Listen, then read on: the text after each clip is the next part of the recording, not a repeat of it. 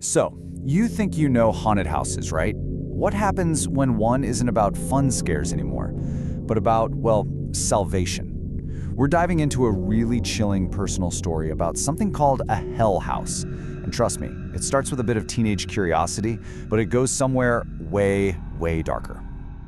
Okay, this is how the whole thing kicks off. Just this one line, and that word, mistake. It just hangs in the air, right? A simple youth group trip shouldn't be a mistake. You just know right away something awful is about to happen. So the big question is, how does a trip like this even get off the ground? To really get it, you've got to understand the kind of place our narrator is from. It's not just any old town. It's a place that's kind of defined by what's not there anymore. Think about it. This is a post-war town. You know the type. The kind of place the freeway just zoomed right past a few decades ago, leaving it in the dust. And it's post-boom, you can just picture it, right? The broken down streets, the empty shells of old factories. This town saw its glory days and they are long, long gone. Which brings us to this idea of it being post-life. I mean, with no jobs, no real future, what's left? Two things, really. Old folks' homes and churches. So many churches, to the point where faith isn't really a choice. It's just in the air you breathe. It's expected. And right in the middle of all this is the big local youth group. They call themselves Frontline. I mean, that name alone tells you so much, right? It sounds intense, militaristic even. And yeah, that's exactly the vibe. These kids weren't just believers. They saw themselves as soldiers in God's eternal army. And listen, this wasn't some quiet, keep-it-to-yourself kind of faith. Oh no, this was loud, it was public.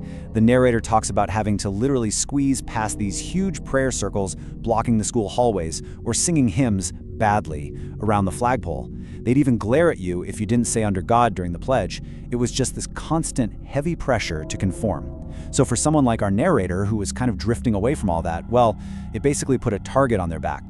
So you can imagine, our narrator is trying to keep these super eager frontline members at a safe distance. But you know how that goes.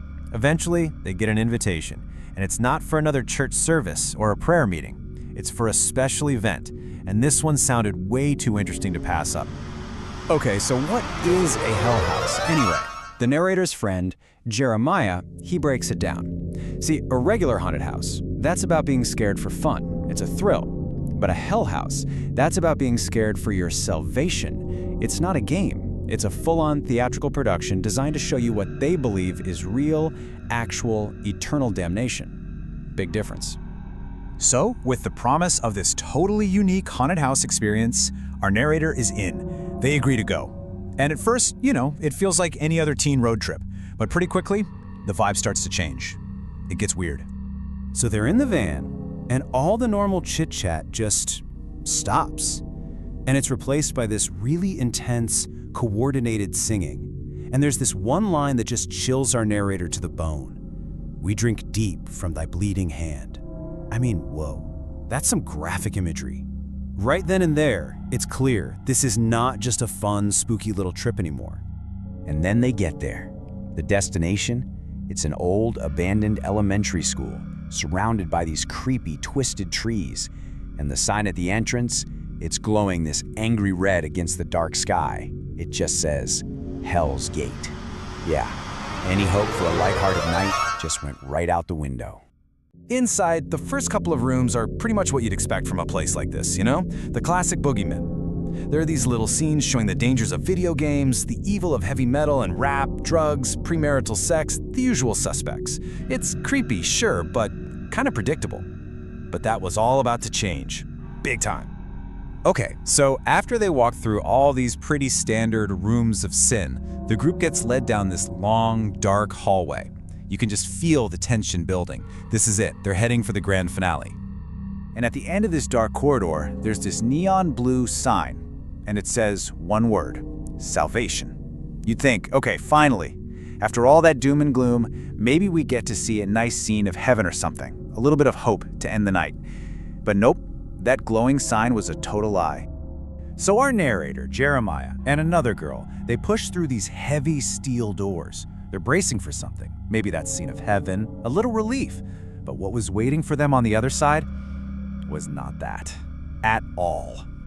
In the middle of the room, there's a circle of figures in dark cloaks, and kneeling in the center of them is, well, a creature. It has a human shape, but it is absolutely not human. The narrator describes its skin as looking like old, cracked porcelain, with these super long, thin limbs and black veins you could see right through the skin, and it was just curled up, whimpering. Before our narrator can even wrap their head around how realistic this thing looks, their friend, Jeremiah, pulls a knife out of his jacket, and he screams this one line that just cuts through the quiet. And in that second, it's clear. This isn't a performance. This isn't part of the haunted house they paid to see. This is something else. And then it starts. A ritual. Jeremiah stabs the creature and it lets out this horrible, inhuman shriek. And then he drinks its blood, which is thick and black. Then the other kids from Frontline, they all come forward, one by one, each with their own knife. They all stab it, they all drink. This wasn't random. It was a planned, coordinated ritual. And as the blood is literally running down their faces, they start chanting. And this is where it gets so twisted. The lamb, is supposed to be this symbol of innocence and sacrifice in Christianity, but their chant, it completely flips that on its head. It turns the lamb into this leader of a slaughter. The chanting gets louder and louder, just echoing in that concrete room. Our narrator, completely terrified, just bolts, runs. They run through the woods until they find a gas station and can call for help. But getting out of that building, that was just the start. The real spooky part was what happened in the days after. So back at school, you'd think there'd be some kind of confrontation, right? But no, the kids from Frontline, they just acted like nothing happened. They didn't say a word about it, but something was different. You could feel it. Their faith was harder, more aggressive. They were more intense, and honestly, a lot scarier than they were before. And all of this leads to the narrator's final haunting question. Just think about this for a second. Let's say that creature wasn't a special effect. Let's say it was real, an angel, a servant of the god they claim to worship. The really scary question isn't what was that thing, it's why would they do that to it? Why would people who claim to worship this being capture it, torture it, and drink its blood? What are they really after with that kind of devotion? Is it about faith, or is it about power? It just reframes the whole terrifying night, and it leaves you with this really dark thought about what can hide behind the idea of faith.